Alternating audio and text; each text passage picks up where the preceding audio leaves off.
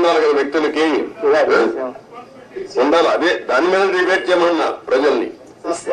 Sir CM గారు గత ప్రభుత్వంలో ముఖ్యమంత్రి గారు ఒక రకంగాను, ఒక మంత్రి అనిల్ గారు ఒక రకంగాను, ఇంకో మంత్రి ఏమో వేగంగాను పోలవరం దీని గురించి ఇచ్చేశారు.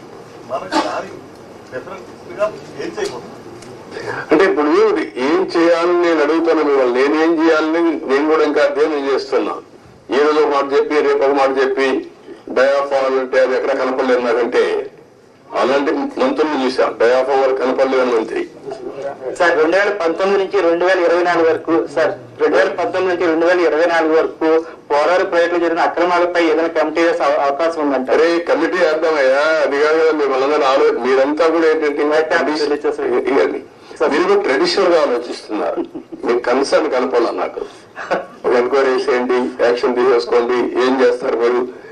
ఇంత డ్యామేజ్ జరిగింది, ఇన్ని వేల కోట్లు, ఇంత ప్రజల భవిష్యత్, ఇది ఎంత అన్యాయం జరిగింది, అది మీరు డిస్కస్ చేసే బదులు మీరు కూడా ఒక ఎంక్వైరీ వేసేయండి, ఎప్పుడు చేసేస్తారు చెప్పండి, ప్రాజెక్టు ఎంత అవుతుంది చెప్పేయండి అంటే నాకేదో పెద్ద అన్ని నాకు తెలిసినట్టు రాసికి.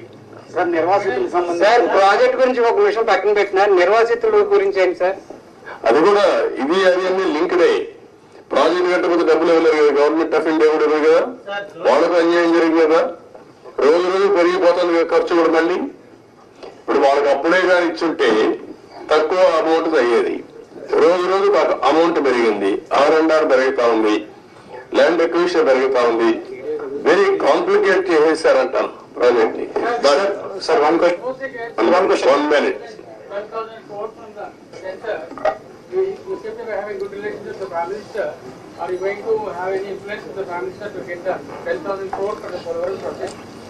అయిపోతుంది అడిగి 10,000 కోట్లు నీకు ఇస్తాను, మీరు చేసేస్తారా? That amount is pending. What I'm asking you, are you able to study the project? First of all ఇక్కడ ప్రెస్ కూడా మీరు గుర్తుపెట్టుకోవాల్సింది, హాఫ్ హ్యాండెడ్ గా హాఫ్ హార్టెడ్ గా కాకుండా కొంచెం స్టడీ చేసి కన్స్ట్రక్టివ్ గా పాజిటివ్ గా సజెషన్స్ ఇవ్వండి.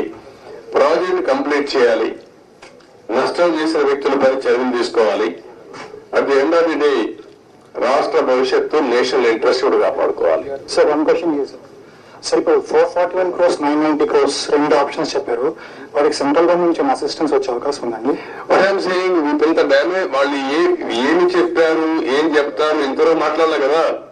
నేను సీఎంఏ మొన్నే ఫస్ట్ విజిట్ వచ్చాను, అర్థమైంది కూడా అర్థం చేసుకున్నాను. ఇప్పుడు వాళ్ళతో మాట్లాడి దీన్ని ఏ విధంగా ఫైనలైజ్ చేయాలి. అకౌంట్ మంత్రిగా మారాడు, లాస్ట్ టైం ఉన్న మంత్రి ఇప్పుడు లేడు, ఇదంతా కొత్త. కాస్త కూస్తూ అందరికి మధ్య నేను ఒక్కడిగా సబ్జెక్ట్ తీసుకొని ఉన్నామంతే.